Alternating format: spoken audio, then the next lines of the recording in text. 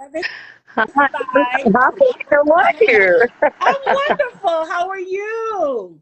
Oh, fantastic, fantastic. Excited. I'm happy. This is awesome. Well, my friends, as promised, share this live with a woman who is a model or a woman who competes in pageants. This is very valuable information.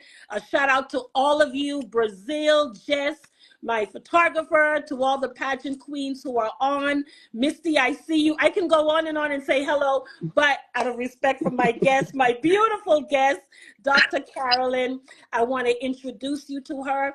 She is an icon, I should say, in the pageant world. She was Mrs. Kenya World, and her beauty radiated so much that she had, I think it was the king or prince of a foreign country who asked her to The marry. president of Chechnya. Okay, so a president of another country asked her to marry him because he saw her on the Mrs. World stage.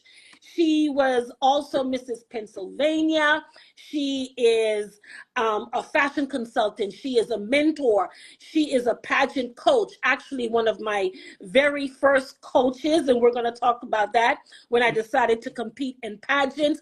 And she worked very closely in the Mrs. America and Mrs. World organizations very closely with the founder. So I can go on and on. Good evening, Carolyn, and good evening, Hey, Dr. Carolyn. oh, Welcome. good evening, Cynthia. And just the thing about the president of Chechnya, we actually went to the country. Like he invited all the contestants to his country, so we were his guests. So he got to see me face to face. And he asked you to That's when marry he him. proposed.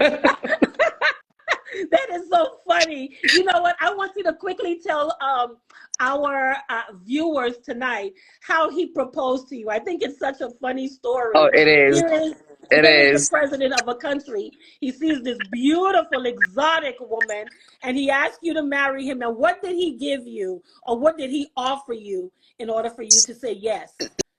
So when he proposed, David Mamal, who was with us then, God rest his soul, told him, this girl in Africa, if you married them, you have to pay dowry. And he says, oh, how much? And David was like just a quick-witted guy, says, two horses, two goats, four chickens, a barrel of fish. And within like 10 minutes, all those things were there. And he's Wow. addressing his country and telling them that he just married me. And it was like all over the news. And it was just really like a humbling moment, of course, like, who gets proposed to by a president. But I said, oh, I'll go home and ask my husband, if he's okay with that. But it was, it really became quite an interesting, year at that time, but it was really beautiful visiting his country, and I was just so honored that he picked me. But Right. So you started in beauty pageants by competing in Mrs. World representing Kenya, correct? yes, yes, Right. And and how was that experience yeah, at so that I time? competed once in India and twice in Russia as Mrs. Kenya, and it was really a wonderful experience. I mean, I love people, I love fashion, I love dressing up and everything. And I was so new to pageants when I first got in. I was like, didn't even know what like to expect, but it was still a really great experience. And after competing, and once in India, I really didn't place, but I remember David Mamal calling me later and going like, oh, you really stood out. I'm like, what does it mean stood out if I didn't get to Right, take the right. crown home? But then, so when they invited me twice again to go to Russia, the We TV channel used to air, the pageant, and they two different years they gave us each a paper where we were on stage and said, all of us contestants need to write the name of the person who we think should, win the pageant, be Mrs. Right. World. And 2 years in a row, like I got picked by the ladies themselves. So it was such a humbling moment. I remember the one year I even took my baby who was like 2 months then. That Wow. wasn't the year that the president proposed to me, but I placed very well, both years. I was like that and fourth runner up consecutively. My national costume won first place, both times. So that was awesome. It was really nice. Wonderful. Friends, we are doing an interview about mental health in the pageant industry. and I have Dr. Carolyn with me. So if you know a woman who competes in pageants or is in the modeling industry, I urge you to share this live with her because we have very valuable information. So Dr. Carolyn, you went to compete in Mrs. World, and the owner of Mrs. World, who also owned Mrs. America, Yeah. he invited you to be a part of the organization. Yes, yeah. So yeah, after I competed the third time as Mrs. Kenya, he invited me to go come work for him as a contestant coordinator. And even before I did that, I asked to get a franchise, to buy the franchise to do Mrs. Kenya, which he and Elaine like accorded me. And they actually came to visit me in Kenya. They've been to my parents' house. They Wow. planted a tree at my parents' house, David and Elaine. And it was just like really a wonderful experience with them. I introduced them to my country and introduced them to the Ministry of Tourism. We wanted to bring the Mrs. World to Kenya. And unfortunately, it didn't happen. But, you know, we were like really got close to doing it. But to me, it was like I was family. And out of that, I really got to work, you know, with the ladies. And then after a couple of years, he got me to be one of his chief negotiators. So I traveled all around the world with him and, you know, sat down with presidents, prime ministers, you know, Ministry of Tourism officials, you know, to negotiate sites, you know, like to have the ladies, you know, yeah, So you in were those countries. you were his chief negotiator? Yes. Wow. Yes, I traveled the world with him. Yes, So he was wow. almost like a father figure to me. He took me under his wings. He saw my talent, and he just said, "Caroline, when you walk in a room, you just light it up." And I guess maybe with my whole demeanor, it's like we were able to make like so many deals. You know, like I knew the women because I was working with the ladies. I knew like the kind of hotel that we would be looking for. You know, like accommodation wise. I knew some of the things that the ladies might be interested in, so I was able to negotiate, like, you know, for the tours that we would do. But he really did take me under his wing, and my life forever changed because of them, you know, him and Elaine. And to me, they were like, you know, like my parents, like really, like they would make so much fun. We travel around the world and people would be like, who's this? And then they say, oh, David was so funny. He'd be like, oh, we found her in Africa, like on the side of the road, and we adopted her. And people would be like, oh, that is so nice you did that. So David Mamal, for those of you who don't know, him and his wife, they are pioneers in the pageant world. Yeah. They are the ones who founded and started Mrs. World and Mrs. America. And you had the chance to work like closely, like actually picking his brain and being trained by him. I can sit with Yes. you for For hours and just get all of the for almost over downloads. 20 years. Yeah, for almost over 20 years. So you can imagine the exposure and the experience. And like seriously, I like pageant world like really changed my life, and being called to go work with them, it's like it was amazing. You know, the exposure, like sometimes I'd be sitting in a country with him, like with prime ministers, and going like, who am I? Like, you know, that somebody saw something in me and brought me along, you know, for And this this. is So what it was, pageantry does, right? yes, Pageantry is beyond just walking in swimsuits and gowns, but we are like elected officials. Like you always say, a woman who competes in pageants can run a country. oh, Really? definitely. Like you know, like and so it's like I was on this quest where I was like, I met all these women as a contestant coordinator because I worked with the women from the day they checked in to the day that they left. I saw them, you know, with their glamour, you know, on stage, and I saw them, you know, when they were leaving, you know, picking up their babies, you know, if they had babies, and you know, dressed just in like, you know, slacks and sandals, and yet I had seen them on stage, and with that interaction with them every day, I really got to feel their passion and just who they were. And I just fell in love with that. And then I would see like, oh, every time somebody competes, is like, you know, the winner gets on stage and, you know, they're glorified. I mean, what about everybody else, you know?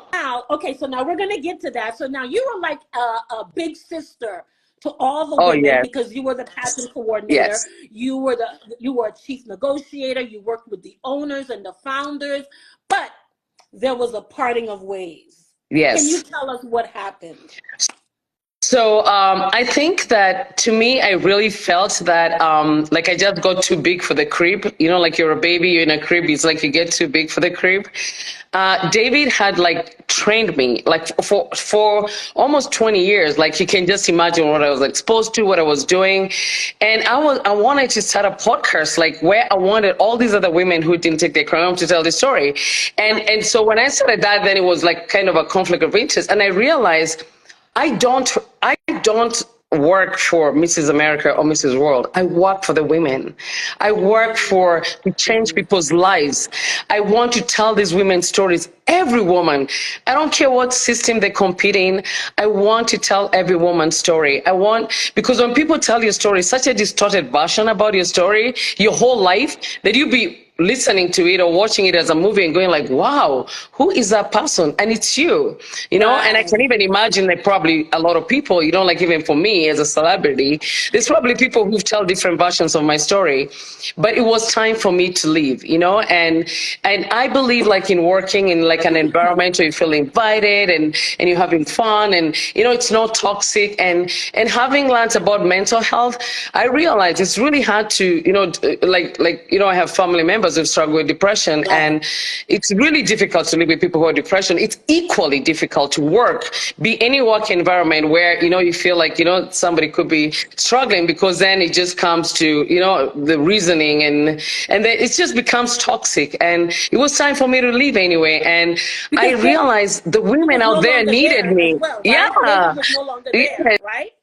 I was too qualified, like to be, you know, tied down there. And I appreciate like every opportunity that I got. But it just got to a point where I was like, you know what, David, you know, all thanks to you, you made me who I am, and I'm bigger than this. And now I have my wings. It's time to get out of the nest, you know, and go and really like, you know, do what you taught me to do, and not feel that I'm wronging maybe an organization because maybe I'm, you know, interviewing women from a different, you know, organization or something like that. But the women out there needed me, and I needed to be out there. And yes, Well, but I have.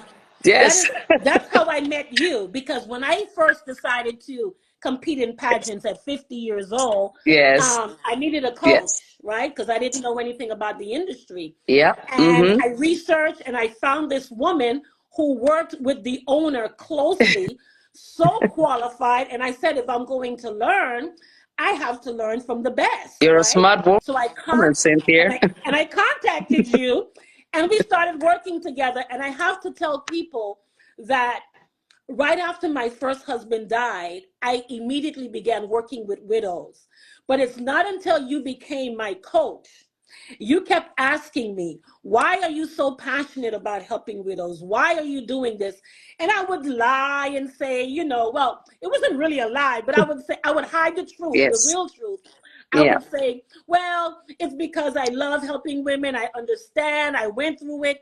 And I was hiding the fact that my husband, my late husband, died by suicide. I never said it.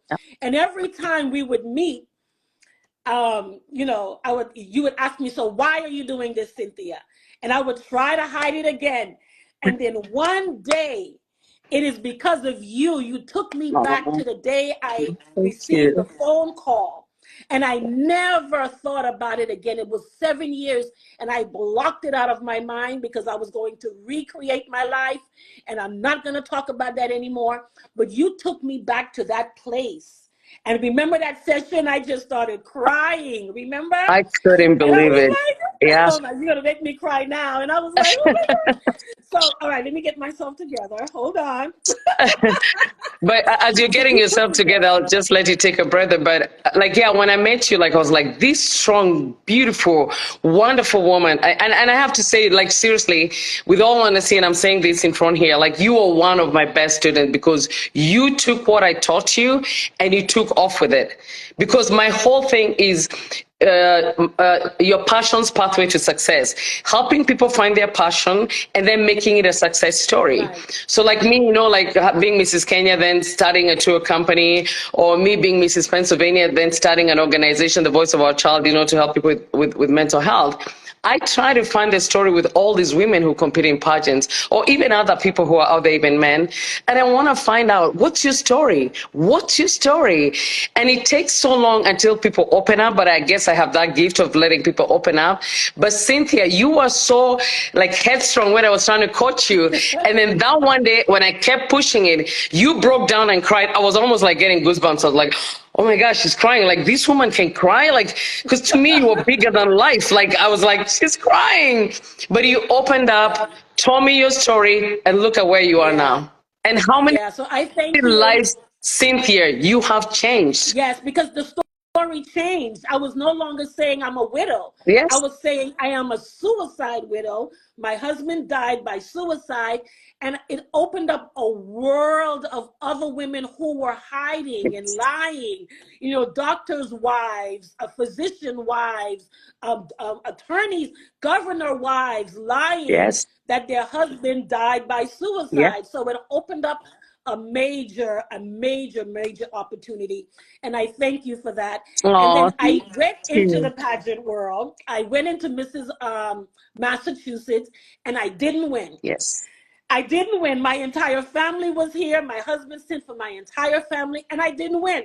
And I Don't, never got ever don't ever say you didn't win. Being on that stage, you were a winner. You just didn't get to take the crown the home. crown. And I never ever didn't win anything. And I'm like, I can't believe this. And I called you, remember? Yes, I said, wait a yes, minute, what just happened? This is not fair. What just happened? yes, And you were like, Cynthia, calm down, breathe.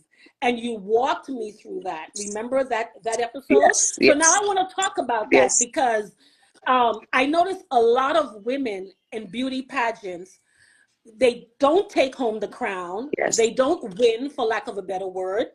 And they're there's a sort of a mask, I want to say. Um, these women are so competitive. They're so accomplished. I don't think that, oh, how am I putting this? I'm trying to be, um, uh, uh, uh, you helped me, yes, okay? And you said to me, Cynthia, do you know that there are a lot of women who compete in beauty pageants and don't let their families know? They yes, don't let their husbands know. Remember you told me that? And I said, yeah, really? Why yeah, would you hide it? And you said, because in case they don't win, they don't want to be embarrassed. yes. They don't want to go back home ashamed. Let's talk about that. Yeah, so I always tell all the women that I coach, I said, everybody is a winner. The person who gets to take the crown home is just a representative of a group of winners. Because every woman, before they get on stage, for those people who don't even know about the pageant world, that I have gotten into the pageant world, people think, oh, like, oh, these women, oh, these, women who just get on stage, they think they're beautiful. Because that's what we see. We just see Right. women in the swimsuit and, evening gown. Nobody gets to hear the story of why that woman went there, because a woman has to have a platform. Like, why is she Right. competing? What's her platform? When I was Mrs. Kenya, my platform was bringing clean water to Kenya, educating girls, ending FGM. When I was Mrs. Pennsylvania, my platform was bringing an end to teen suicide, Right. and changing the norm about like mental health. And so for all these women that I met, every woman would always have a story, like whether it was autism or domestic violence or whatever it was, she always had a story why she competed. They worked so hard, like, the whole year, like, making appearances and, going everywhere. So when they come to the pageant, they meet other strong women like Right. them, who also have to tell their story. They tell the judges their story that takes, like 50 points. And then, they go ahead to, after that, swimsuit 25 points and, evening gown. But when these women don't get to be the ones to take the crown home, nobody hears the story. So here's a woman who left, her family. She's been, she's gone to compete for 2 weeks or a week. Most of them don't want to let everybody know where they disappeared to, because if she doesn't win, we feel it. And nobody can say that they don't feel it. This is tough. I'm really a strong I person. I felt don't it. struggle with depression. I have confidence. Like today, if you show me I'm going to talk in front of 1 million people, I'll just get up and talk. But I'm telling you, when I competed and didn't get to take the crown home, like for 2 weeks, I was always like, you question yourself, oh, what did I do wrong? What is better about that person than me? Like what, it really hits you, and I go home and I'm like, my goodness, like, I'm not a depressed person. Why am I like just feeling this like just frustration, because it's a work that you're putting into it. You competed, you went there, you were compared, to other people, and it happened even too when I competed as Mrs. Pennsylvania. It took me two times to compete before I won. And I realized, how many other women feel like that, Yeah. Yeah. But I said not on my terms again. As a contestant coordinator, when I would see all these women who I have heard their story, like I'm with them every day, I talk to them every day. Oh, why are you here? And they tell me their story. Then I see them packing their bags and going, and I'm like, oh my God, nobody will get to hear the story of that Mrs. So-and-so. She's amazing. She's done a wonderful things with that platform. It's really great. I kept wondering, how would I really be able to, and I used to talk to David Mamel about that too, because he would be like, he'd always be like, oh my goodness, maybe that lady, but he never really got to pick a winner, but he knew their stories. And it was always like, this something has to be done. It is so unfortunate that by the time I was thinking about the podcast, he had left. But I feel his spirit all the time. I decided to start the podcast, Beauty Pageant Take Two, to interview all these women who have competed in pageant, who have given their story, to their communities and everything, to tell their story, because it needs to be heard. And everybody would hear these stories, and all these women would be like, oh my goodness. Or if a woman competed and then she's posting, she's like, oh, I'm okay with it. Oh, I don't know why this person won, and then I could have won. Then it creates that tension where there's like people fighting. Right. The winner feels bad. They're like, oh, nobody likes me. No, everybody's happy about you. When you won, everybody runs to you and hugs you. And, winners who win, like really, you can tell they deserve to win.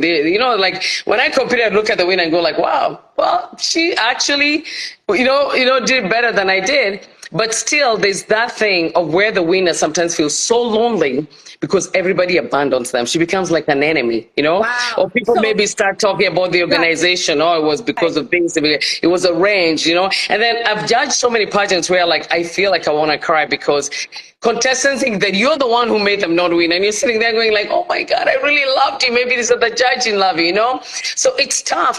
But you have to realize that women have to speak about these things, Organizations have to let women speak about these things. Because some women, they genuinely wonder why I didn't win. So they'll reach out to the organization and go like, could you just tell me maybe where I could have done, Now, wait a minute. Now, that's something I want to talk about as well. Okay. Because the first pageant that I was in, yes, when I didn't win, and they said that they were going to give me the scores. And when I asked for the scores, the next thing I know, there was a letter. Someone wrote a letter that there was cheating involved, that the judge was friends with the winner. And because my husband is a lawyer, they said that I was the one that wrote the letter. And I said, that was not me. I said, anything I do, I make a big noise about it. If I have a problem with a pageant, I'm going to do a press release. I'm going to call the media. I do everything big. I don't do anything behind the scenes and hide, yes. Right? Yeah. And so they blamed me, and all the girls who were a part of that system, all the way to New Jersey, they all blocked me because they think that I was the one who was questioning the system. So I brought that up to say this. The reason why a lot of girls don't ask or don't say things, no matter how they feel, is because of things like that. Again, yes. Yeah, that's that's what I was going to say. Yeah, right? That's what I was going to say. Yeah. When they all blamed me, I felt it. Yes.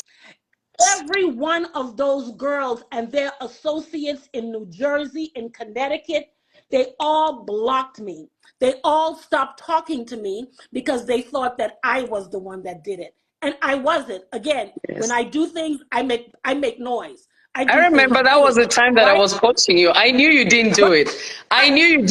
Yes. So that's one of the reasons why a lot of girls, they leave pageants, they leave pageant week from competing, and they don't say anything. Yeah. Their feelings are hurt. They don't say anything because other girls will bully them. Other girls will blackball them, right? They will block them.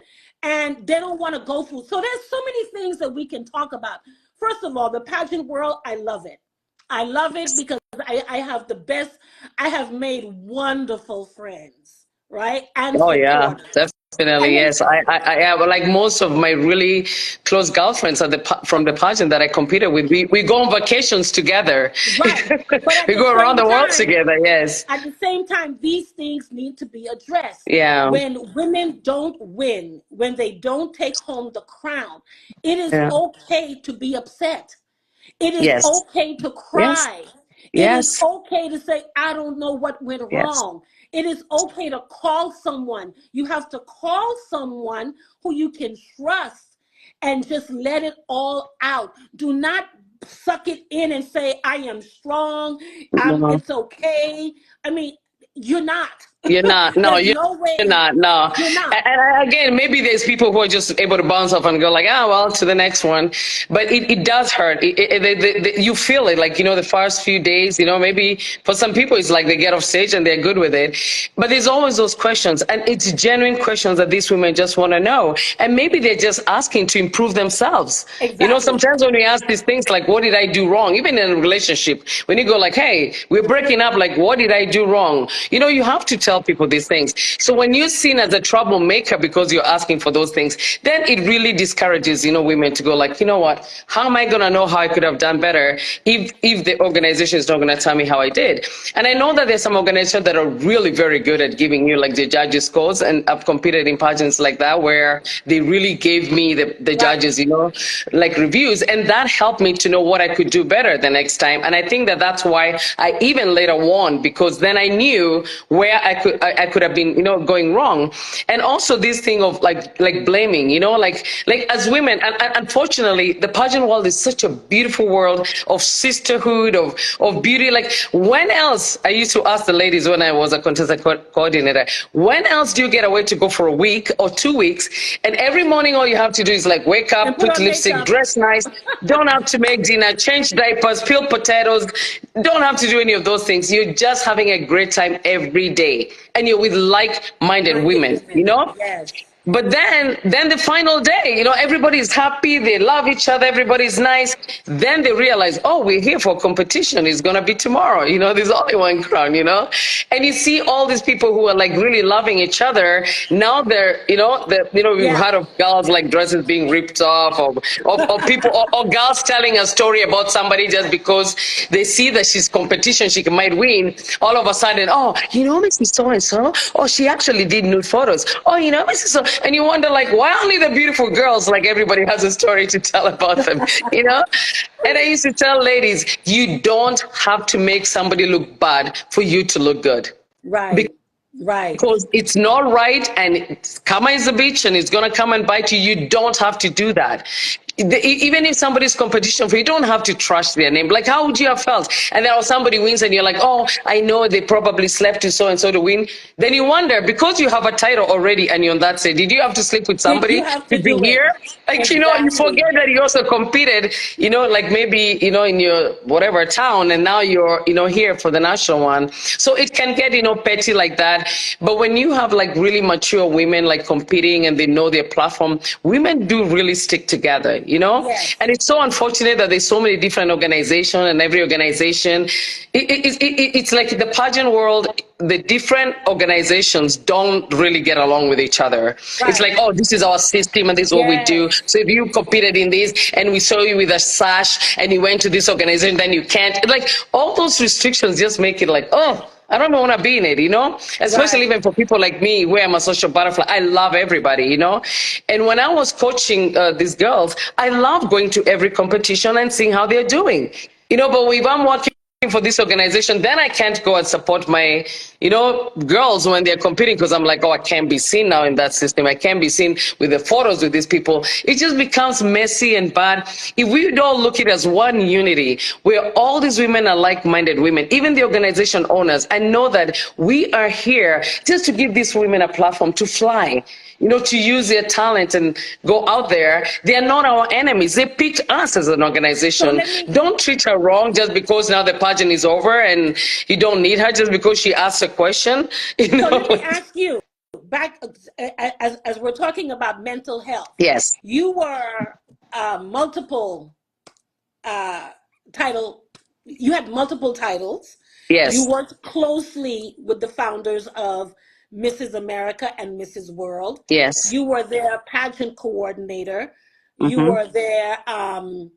were their negotiator. Yeah. One of them. Um, how was your mental health in that Great. capacity? How But was my, your mental health in dealing with the women? How was your mental health in dealing with everything that was going on? Things that you saw that was not fair, things that you saw was fair, things that you saw when women were happy, when women were being petty, when the women were sad and devastated.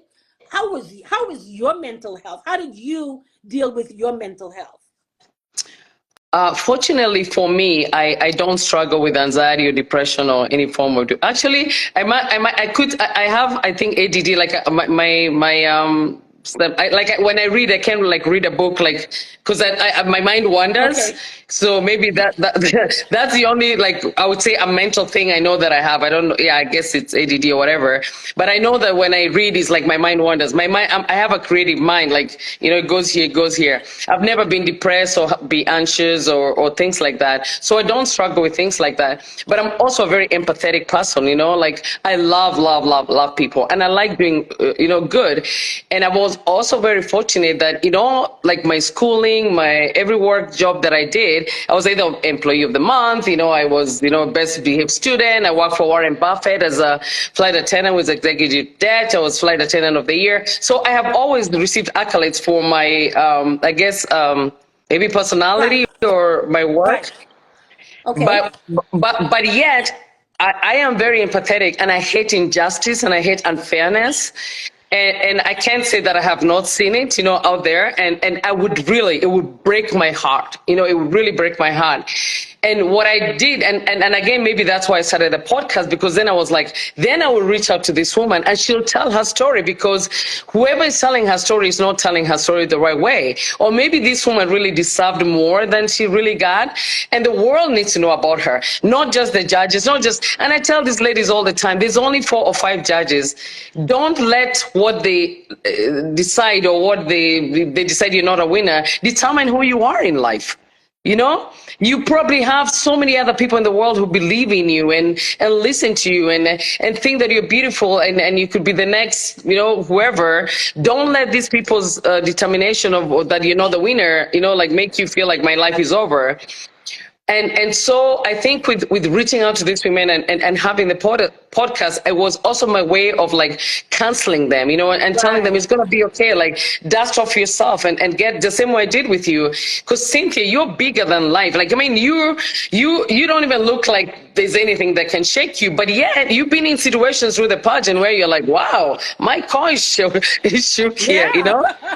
And I Right. have to say too that as much as I've been like successful in the things that I have done, the pageant world like had me questioning and going like, wow, can I really do this? Like when I was competing, because of maybe like what people say and all that. And then working, it wasn't like so much more the women, but the environment you're in has to be conducive. You all have to know, like, we are all working here as a team for the benefit of these women. We're not here for ourselves. We're here to showcase these women and make them look good, So you you're know? so you're basically saying while you were in it, you were there for them. You were there to support them. Yes. And I realized that very fast. I was like, you know what? I really don't, it's not the organization that I work for. I'm here because I'm called to be a voice for these women. I'm here because I'm called to showcase who they are. Like Cynthia, when I started the podcast, right now I see so many women, even like you, who do things like this. There wasn't. When I started my podcast, there was nothing like Wow. this. And now I see so many women interviewing women, doing all these things, and it makes my heart just burst with joy. I'm like, oh my gosh, yes, yes, Carolyn, we what we can need be more done? people doing it. What can be done for the women who we know what really happens after the pageant and you don't win, you don't bring home the crown, you immediately want to go into another system Yeah, to compete again. yeah. Do you think that what are your thoughts about the women who immediately jump into another one? What is that? Is that, I mean, what are your thoughts on that? Immediately jumping into another pageant and then jumping into another pageant. I I really feel like, I mean, I could have two ways of looking at it. I'd be like, oh, well, I guess they love the glamour, they love the attention, they love everything. Or I could be, this woman has a platform that she's so passionate about Okay. that she wants the world to know about. You know, maybe she's against like kids getting too many shots, and because she believes that maybe kids get autism out of that, because she has a kid who's struggled with that, she keeps competing in these teams, doesn't win, says, I'm going to go to another one until I'm up there where I can spread, the word to the whole world. It could be that where they're like, somebody has to listen to me, somebody has to listen to me, and I can say that because that's actually what happened to me when I was competing for Mrs. Pennsylvania. I had a husband who was struggling with depression, had a child who was struggling with depression. I knew about teen suicide. I was like, my child is not going to die on my watch. I'm going to make sure no other teenager there dies from suicide because they can't talk about it. I wanted to be a voice, for these kids. And so when I competed in this system and it didn't work, and I'm like, you know what, I'm going to dust myself and I'm going to go again, and I'm going to dust myself and I'm going to go again. But then there's also women who compete in a system and win, put their crown on the shelf, go to another one, put their crown on the shelf, go to another one, put it on the shelf. I guess women who just do it to put their crown on the shelf. But there are those women who are so determined, and they're doing it because they are like, you know what, you didn't pick me, I'm going to keep doing this until somebody really listens to me and sees why I compete in the system. And for those women who go home and they're like, oh, I didn't win, and you end up like, some women even like, cancel their whatever Instagram and Facebook because they're like, oh, I can't do this anymore. They disappear. Let me tell you, the fact that you are on that stage, you are bigger than all the women in your neighborhood. When you are on that stage, all your lady friends were probably, at home making dinner, changing diapers, like whatever they were doing. You were there on that stage. That makes you a winner. You have beauty and brains, Yes. And people who don't understand pageants are gonna hate pageant women, and they're gonna say every stupid thing they can. Forget about them. Ignorance is like something that's really bad and unattractive. You go there and talk about why you are competing in that pageant. And again, some people could just be talking because they don't know. Right. So we can show them what pageant women are, and that we're strong women, and that we are a voice for something, and we can go and stand and talk about all these things. Look at how many lives, Cynthia, that you have changed because of your platform. If you had just sat at home and gone like, oh, well, I'm not even going to talk about what happened to my husband, you're not helping anybody. You don't know how many people you're helping by competing in a pageant and talking about what happened. If these judges don't like you, go to another system. There'll be different judges. If these judges don't, then go to another different system. And then if you keep competing and they still don't listen to you, hey, start your own podcast. Start interviewing people. Talk about it. Social media is there. Talk about why you compete and what it has done for you. A lot of women, I said, if you go to beauty pageants only to win, then you're going into it for the wrong reason. Yes. Carolyn, I'm not going only to win. Yes. I don't care if I win or not. I'm getting on that stage. Good. I have so many. I tell the women there's so many reasons to get on that stage. Yes. Your cause, your charity work. Yeah. You want to enhance your speaking. Yes. You want to make friends. Yes. You want to enhance your posture, the way you walk. You want to showcase your wardrobe, your gowns. There are so many reasons to get on a pageant stage. Yes. You want someone in the audience to see you and say, that woman, I want her to represent my organization or my business. I actually, after the first one, I don't care if I win or not. I want that crown.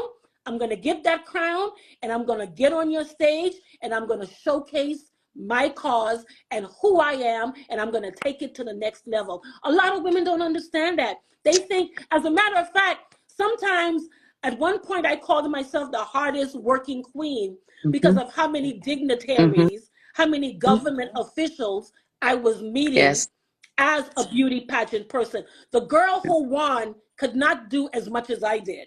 And I know that. She has the crown, but I have the presence. I have the appearance. It's not the crown that makes you the queen. It's your heart, and what are you doing with it? And Cynthia, you just said something so beautiful, and I'm so glad that I trained you well, and you can see it that way.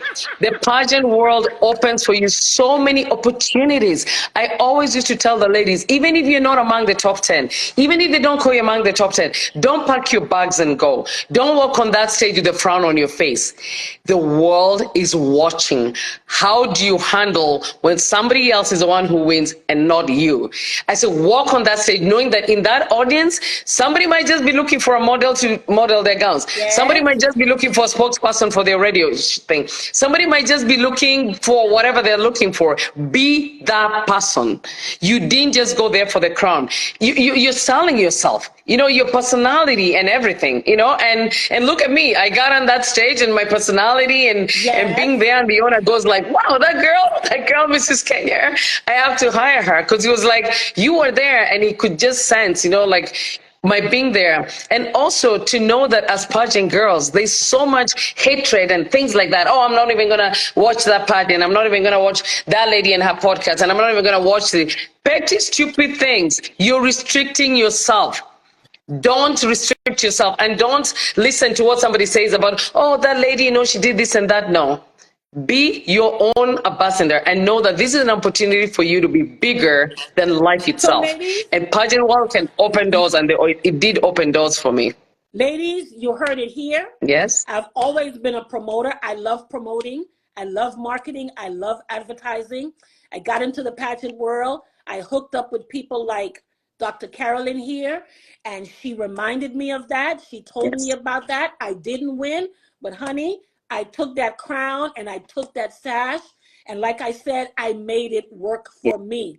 My first pageant as Mrs. Framingham, I had a day in my name, in my city, because of the work I was doing in the community. Exactly. Ladies, we're telling you all of this because we don't want your mental health to be affected negatively. The crown is one of the things you can win. The crown is one of the ways you can benefit being in a beauty pageant. You can benefit by elevating your career. You can benefit by elevating your brand. I, for one, now have a cosmetics company, and I sold out within 2 weeks. Okay? You know what I did? I am a beauty pageant queen. I qualify to have a beauty business, and it sold out. You see what I did, ladies? Okay. I use the beauty pageants to promote my cause for widows. I've met with ambassadors. I've met with governors. I've met with Congress people. I ran for office and I won. I am now an elected official. I used it to my benefit, right? So these are the ways. Do not limit your wins with a crown. You have to write a list of ways that you can benefit. And if you don't know, I encourage you to call Dr. Carolyn, have a consultation with her, free of charge, have a conversation with her.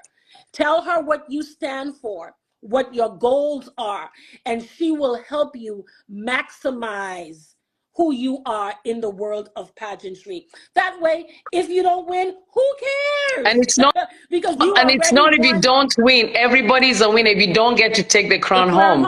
Everybody can buy themselves a crown, but nobody can buy you and what you bring to the table. And Cynthia, just hearing you talk the way you're talking, I'm like a proud mom. I'm thinking to myself, that's not the Cynthia that I met that day when we had our first session. And now every time I see you there, like, I'm so proud of you. Like, you understood it and you got it. And I just hope that a lot of women can understand that. Like, women are just so beautiful, and then they get into these pageants and then they give up, the first trials, and say, I'm not going to compete. I'm not beautiful enough. I'm not going to compete. I have anxiety. It helps you even to get rid of your anxiety, It helps you to be a great public speaker, to be a people's person. It just helps you to be able to create something out for you. And I am so proud of you. You are my best student. So, so definitely, and I thank you too. I thank you too. Again, I like I remember said, you giving you the name of your organization, and you you were like, surely did. "Oh," you You were like, surely "Oh," did. You said, and Cynthia, this now is the it just name. suits you, Yep. and you're doing exactly what you said you were gonna do, and you're using that window. Like you're not just looking and seeing the widows, you're looking and seeing girls who are depressed. You're looking and seeing girls who don't know how to put their lipstick. You're looking and seeing, like every time I see you, I'm Exactly. like, oh my God, I'm so proud of her. And Thank you. let me tell you this. I'm going to tell you this. If I watched Mrs. World about a week ago, and that was one of my goals, but something happened, and you know what happened, and we're not going to Yeah. get there. But Mhm. I was like, if I was on that stage, I don't care who won. Yep. This, Exactly. if I can Exactly. see, these women don't understand. Let me get in that room. Yes. Once I get in that room, it's over. I don't care It's who oh gets the crown. And ladies, this is what we're telling you. This is how you have to see it. Stop focusing on that crown. Get yes. in the room. Get And on the yes. stage and promote your cause and elevate yourself. Yeah. Correct? Yeah, you're selling your brand. You're selling your brand. Like all the things that I do, it's my name, it's my brand. Like you're selling your brand. Like whatever it is, there's no other Cynthia and whatever you're doing with whatever you do with the widows and all that. It's you. You're being given a stage. And the whole world is watching you. Take advantage of that time that you're on that stage. Don't care about what the organization thinks. Don't care about what the judges say. You be yourself. Sell what you came to sell on that Because you stage. don't know who's watching. You don't know You who's don't watching. You know don't know who's who's watching. watching. Yeah. Well, And friends, also like to remember that, we are a brand. Like if you've ever competed in a pageant and you're a pageant queen, let your life every day reflect that. The way you talk to people, the way you treat people, the way you straighten somebody else's crown, the way you don't let other people's brightness, like deter you from doing the things that you want to do. Let's not stop hating and loving more, and encouraging each other and lifting each other up and clapping for each other, because that's all we need to you do. know what? I want to also add this. Yeah. There's another coach that I worked with. Her name is Crystal. In addition to what you instilled in me when it comes to pageantry, Crystal Yes. also said to me when I went to Mrs. International, she said, do not leave without making friends. Crystal Yes. Carvey Oh, said that to me. yes. Ladies, do not leave a pageant without making Yes. friends. The women who have become my friends, the Yes. Jennifers, the Misties, Yeah. the Yolandas, I can Mm-hmm. go on. I'm telling you, the women who have become my friends. Yes. I went to a pageant last year, and at the last minute, I needed another gown, and and Yolanda from Mrs. Yes. International sent me her gown and said, "Wear Oh, this, Cynthia." She oh, sent me three, the gown that she won in. She sent that to oh, me. And she said, "You don't have to kill yourself and buy something new. Wear this." yeah. And I wore her It's gown. beautiful. Yeah. So There's a lot make of stories like friends. that. Yeah. Jennifer, It's a this is beautiful system. Korea. Yeah. She sent me flowers while I was competing. In Oh, another state. Make friends, ladies. It's beyond and yes. if you make friends, you don't have to worry about your mental health. If you Oh, have no. your own Yeah. agenda, They will if lead you to, have your own yeah. goals, you don't have to worry about your mental health. Friends, Yeah. Carolyn, I'm going to let you go. Friends, if Thank you you. are thinking about competing in pageants, if you are thinking about elevating your career, a lot of you ask me about etiquette. I am not teaching any longer, however, or mentoring because I've moved into another business. If you want a woman that can help you, um, who is the real deal when it comes to etiquette, public speaking, your presentation, your goals, your mental health, I encourage you to reach out to Dr. Carolyn. Oh, thank you. I Thank you so encourage much, you to Cynthia. reach out to her because what she did for me, she was the only person who I could no longer lie to about why my first husband died. Oh, She made me tell her the thank you. truth. And in telling her the truth, it opened up a whole new world for me. And it was a breath of fresh air. And I publicly thank you for that. I thank you for that. You're really very welcome, and I'm so proud of you. You're changing lives. You're bigger than, I mean, like sometimes I look at him like, was I really coaching her? Like I thought it should have been the other way around, but you learned so well, and you're brighter.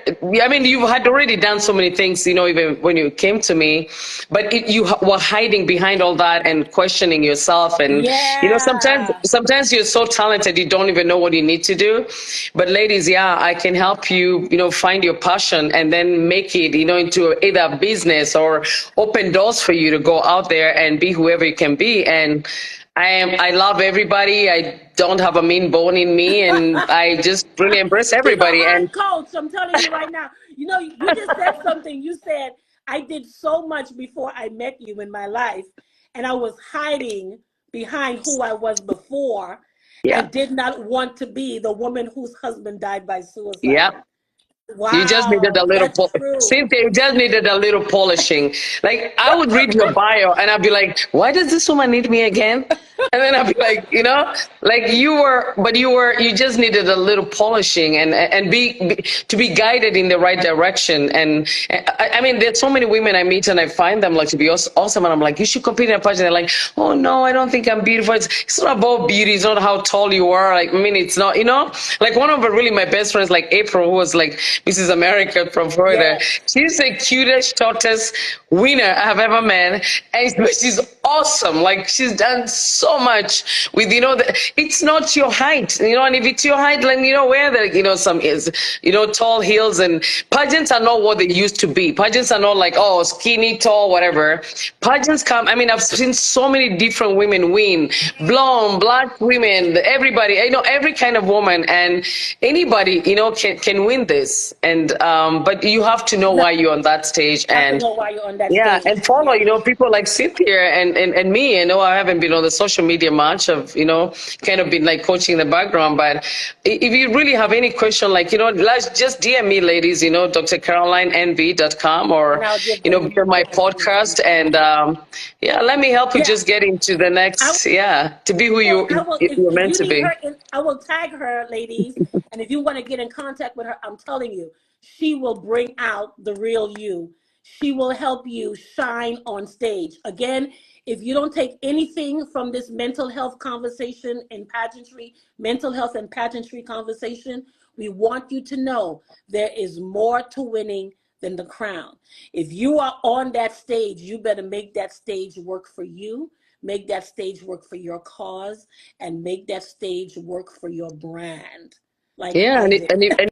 if you struggle, even with, if it's somebody who struggles with mental health, they could make it their platform. Come talk about it. Then they become a spokeswoman for even big organizations that, or travel the world. I mean, I've traveled like to so many different countries talking about mental health. Be that person, be that spokesperson. Nobody can tell the story better than you people who are already going through it. For me, I talk about it like as a mother, as a wife of somebody who struggles. But for you, if you're really struggling, just get on that stage and tell your story.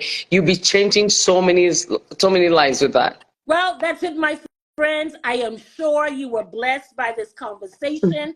Again, if you need to get in touch with Dr. Caroline, you can DM me. You can message her. If you want a direct link, I will tag her in the repost of this conversation. I again thank you so much, Dr. Thank, Caroline. thank Who knew you. that we would be here 3 years later, I right? know. Thank you so much Thank for pushing you. me and making me tell the truth, because it blessed me, it freed me, Yeah, and it freed so many women who hear my story, who are also no longer lying about how their husband that died. So thanks is again. so true. Yeah, you have to tell your own story, because you probably don't even probably want to hear how people are talking about it. People will still be talking. So Yes. it's better when you tell your story about how whatever happened to you. And I'm so glad that you chose me to be your coach. You chose me to be your mentor, and I'm so proud of what you're doing, Cynthia. And I'm actually, I mean, like, you invited me to your podcast, that I'm like, wow, this is awesome. And I've had, like, people too, like Larissa. I coached her. She invited me to a podcast, and I love seeing all these other ladies who are out there, like, interviewing other women or just doing something, to encourage each other. We need to encourage each other. Thanks again for your time. You are a blessing. Contact me and I will directly link you with Dr. Carolyn. Bonsoir, my friends. Have a wonderful Sunday night. Good Bye. night. Bye.